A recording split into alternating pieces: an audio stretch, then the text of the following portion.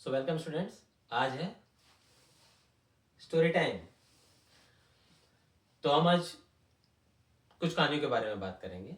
तो मैं आपको एक ऐसे ऋषि के बारे में बताऊंगा, ऋषि अगस्त्य, जिनकी दो छोटी छोटी कहानियां बताऊंगा जो बहुत इंटरेस्टिंग हैं और उनके पावर के बारे में बताती हैं।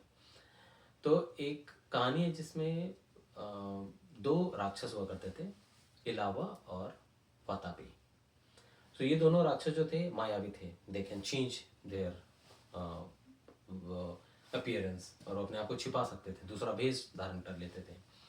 तो क्या होता था कि इलावा जो होता था वो बहुत ही अट्रैक्टिव घर और अपना महल और इसको दिखा के लोगों को अपने घर में खाने के दावत पे बुलाता था। और वातापी जो था वो अपने आप को किसी भी तरीके के प्राणी में बदल लेता था।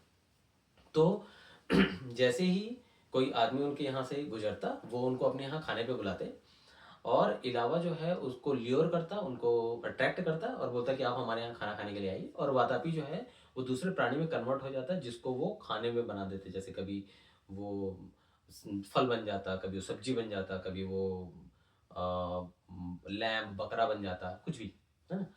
और वो उसको पका डालते। और उसके बाद में जब वो आदमी को खिलाते थे उसके बाद में इलावा आवाज देता था वातापी को।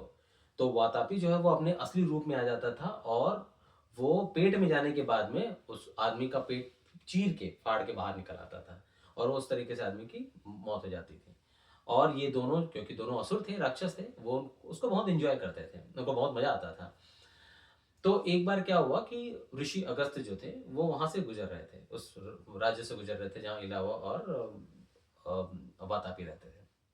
तो ऋषि अगस्त्य को उनकी कहानी के बारे में पता था, उनके उनके चरित्र के बारे में पता था। तो गए तो इलावा ने उनको बुलाया अपने यहाँ खाना खाने के लिए, और खाना खाने के बाद में खाना खाने के समय में उन्होंने बोला कि हम आपको एक अच्छा व्यंजन खिलाएंगे।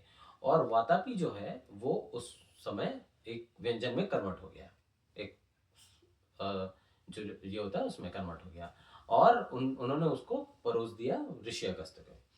तो ऋषि अगस्त्य जो थे उन्होंने खाना खाने के बाद उनको पता चल गया कि वो जो खाना खा रहे हैं वो एक असुर है सामने में जो रखा हुआ है।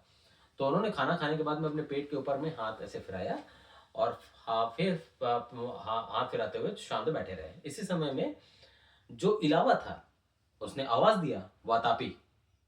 तो ऋषि अगस्त्य ने अपने पेट पे हाथ फिराया और कहा वातापी हजम। और उसके बाद में वातापी कभी बाहर नहीं आया। ये थी इलावा, वातापी और ऋषि अगस्त्य की कहानी। आपको कैसी लगी बताइए।